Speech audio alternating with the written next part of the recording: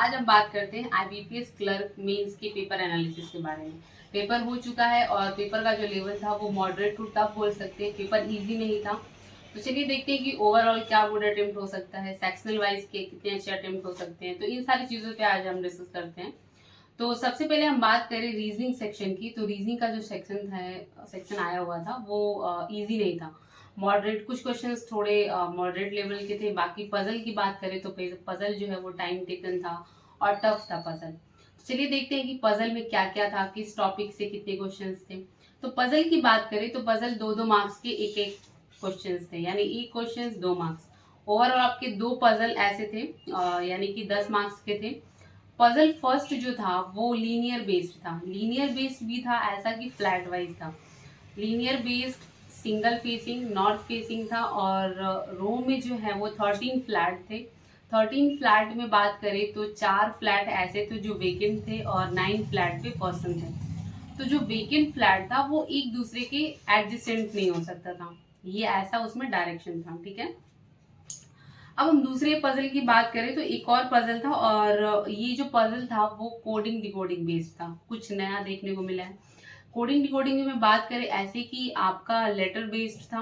ए से जेड तक लेटर्स थे और उसमें 3 लेटर मिसिंग था।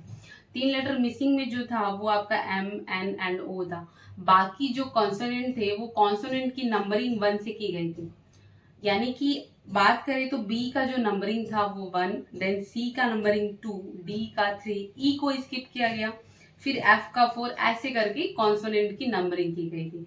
एंड सेकेंड रो में बात करें तो जो सेकेंड रो था उसमें ए से लेके एम तक का फर्स्ट रो होता है, देन हम नीचे से चलते हैं तो एम के बाद एन देन ओ, अपोजिट फॉर्मेट में चलते हैं। तो जो नीचे फॉर्मेट में चलेंगे ना, नीचे अपोजिट वाले फॉर्मेट में, अब उनकी भी नंबरिंग वापस से 1 से स्टार्ट थी।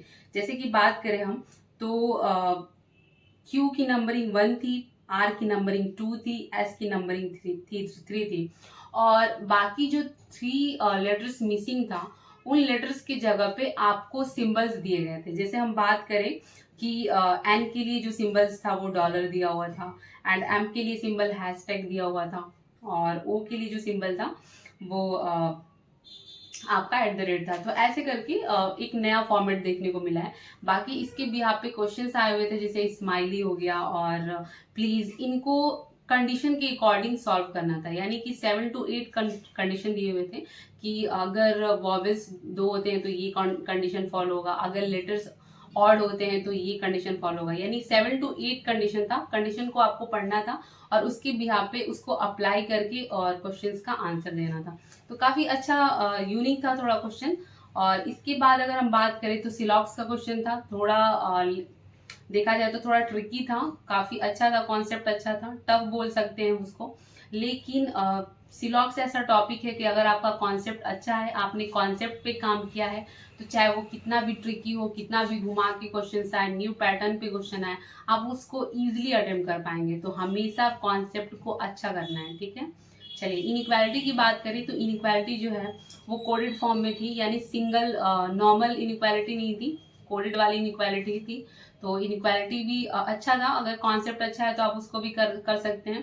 तो ये सब आपके ना नंबर गेनिंग के टॉपिक्स हैं। अगर आप ये टॉपिक्स आपको आता है तो आता है, आप नंबर इजीली गेन कर पाएंगे।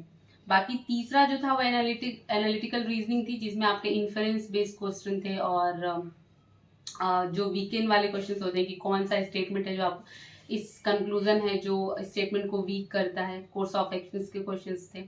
बाकी जो एनालिटिकल रीजनिंग होती है वो आपका अंडरस्टैंडिंग पर डिपेंड है। जितनी अच्छी अंडरस्टैंडिंग होगी, जितना करंट सिचुएशनल क्वेश्चंस आपने किए होंगे, सॉल्व किए होंगे, प्रैक्टिस किए होंगे, तो ये इजीली आप कर सकते हैं। क्योंकि अगर आपकी अंडरस्टैंडिंग अच्छी है तो आपको सिचुएशन पढ़ना है, आपको स्टेटमेंट पढ़ना है और देन कंक्लूजन करना है। और ये कंक्लूजन बायस्ड नहीं होना चाहिए, ये स्टेटमेंट के बिहाफ पे होना चाहिए। ठीक है, बाकी ये ओवरऑल आपके रीजनिंग के सेक्शन थे और इसमें एक डेटा एफिशिएंसी का भी था। डेटा एफिशिएंसी की बात करें तो मिसलेनियस टॉपिक इसी में कवर हो गया था। बात करें ब्लड रिलेशन की, डायरेक्शन की, तो ये सब इसी टॉपिक में कवर इन्होंने कर लिया था। और बात करें इसके लेवल की, तो लेवल ठीक था। इसमें जो फॉर्मेट होता है क्वेश्चन पूछने का, आपको 2 स्टेटमेंट दे दिया होता है, जैसे डायरेक्शन बेस पे दे दिया होता है क्वेश्चन, और उसके बिहाफ पे आपको अलग अलग कंक्लूजन दिया होता है। बताना होता है कि स्टेटमेंट फर्स्ट से सिर्फ आंसर आ सकता है या स्टेटमेंट फर्स्ट एंड सेकंड को मिला के आंसर आ सकता है। इस फॉर्मेट पे आपसे क्वेश्चंस पूछे जाते हैं। तो इसमें आपके ओवरऑल टॉपिक कवर हो गए थे। ठीक है, अब हम बात करते हैं क्वांट सेक्शन की। तो क्वांट सेक्शन की बात करें तो नो डाउट पेपर लेंदी था, कैलकुलेटिव था और टाइम टेकन था, यानी उसको इजी नहीं बोल सकते। कुछ कुछ क्वेश्चंस थे जो आपके नंबर गेनिंग वाले क्वेश्चंस थे, आप नंबर गेन कर सकते थे बाकी, लेकिन ओवरऑल देखा जाए तो पेपर टफ था, टाइम टेकन था। तो मैंने रीजनिंग में गुड अटेम्प्ट नहीं बताया ना, तो रीजनिंग में आपका गुड अटेम्प्ट जो है वो 10 से 15 के बीच में ही था, यानी कि 10 से 15 के बीच में भी था। तो इसमें 2 मार्क्स के भी क्वेश्चंस थे। अगर 2 मार्क्स का आपने अटेम्प्ट कर लिया है तो ओवरऑल आपका मार्क्स अच्छे बन सकते हैं। बाकी नंबरिंग की बात करें तो 10 से 15 मार्क्स आपका अच्छा अटेम्प्ट था। अगर आपने 10 से एबव किया है तो ठीक है, आप सेफ जोन में।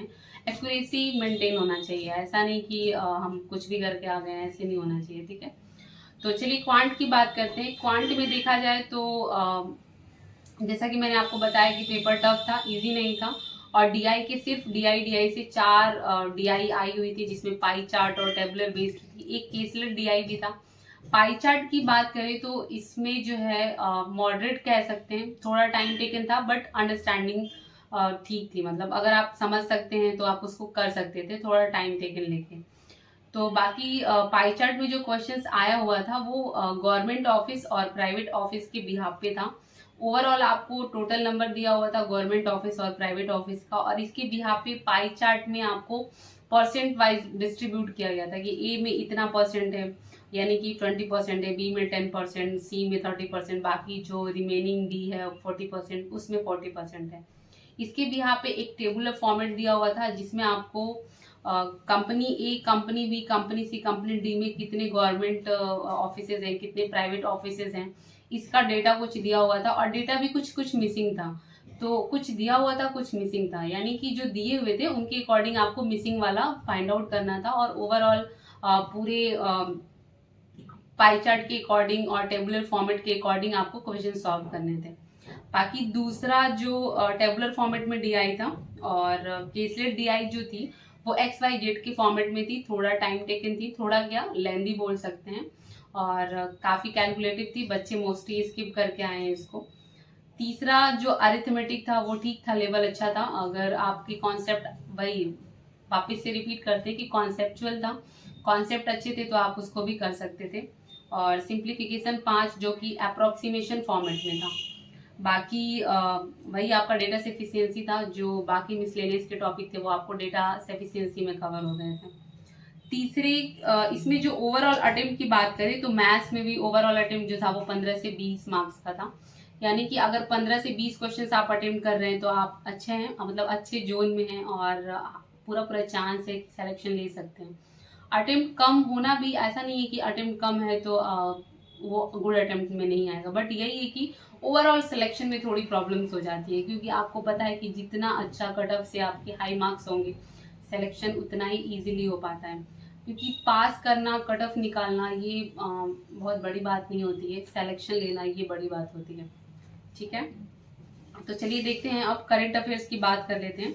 करंट अफेयर्स की बात करें तो ओवरऑल 25 से 35 क्वेश्चंस, 25 to 35 क्वेश्चंस अच्छे अटेम्प्ट माने जा रहे हैं, और मोस्टली 5 मंथ से आए हुए हैं, 5 मंथ्स के क्वेश्चंस इसमें पूछे गए हैं। जुलाई जून से ज़्यादा क्वेश्चंस आए हुए हैं, अगस्त सितंबर मई के भी क्वेश्चंस देखने को मिले हैं। और बाकी एक और है कि जो लास्ट ईयर में क्वेश्चंस आपसे करंट अफेयर्स के पूछे गए थे, या लास्ट ईयर में जो क्वेश्चंस आए हुए थे उसके बिहार पे भी कुछ क्वेश्चंस रिलेट करके पूछे गए थे, तो ये कुछ थोड़ा ठीक था। मतलब बच्चे अगर लास्ट ईयर अटेम्प्ट किए होंगे तो थोड़ा बहुत उसको रिकॉल करके उसको भी कर सकते हैं। तो इससे ज़्यादा क्वेश्चंस नहीं था, थोड़ा कम ही था, बट ठीक था ओवरऑल। अब हम बात करते हैं इंग्लिश सेक्शन की। तो इंग्लिश का जो सेक्शन है वो इसमें गुड अटेम्प्ट 25 से 30 है, यानी कि 25 से 30 देखा जाए तो ओवरऑल अच्छा ही अटेम्प्ट होता है। इंग्लिश काफ़ी अच्छी होनी चाहिए, अंडरस्टैंडिंग अच्छी होनी चाहिए। पैसेज की बात करें तो 2 पैसेज था वो पैराग्राफ बेस्ड था, यानी कि पैराग्राफ दिया हुआ था, पैराग्राफ 1, पैराग्राफ 2, और पैराग्राफ 1 के भी आप पे क्वेश्चंस पूछे गए थे, पैराग्राफ 2 के भी आप पे क्वेश्चंस पूछे गए थे।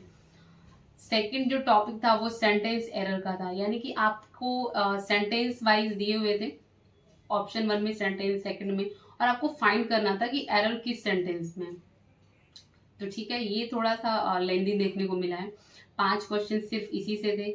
वर्ड स्वाइप के क्वेश्चन जो कि इजी टॉपिक माना जाता है, तो अगर वर्ड स्वाइप के आपका ये स्ट्रेंथ है, आपका ये एरिया अच्छा है, वर्ड स्वाइप वाला आपकी पकड़ इस पे अच्छी है, तो आप इसको इजीली कर ले जाते हैं, गलती के चांसेस इसमें कम होते हैं।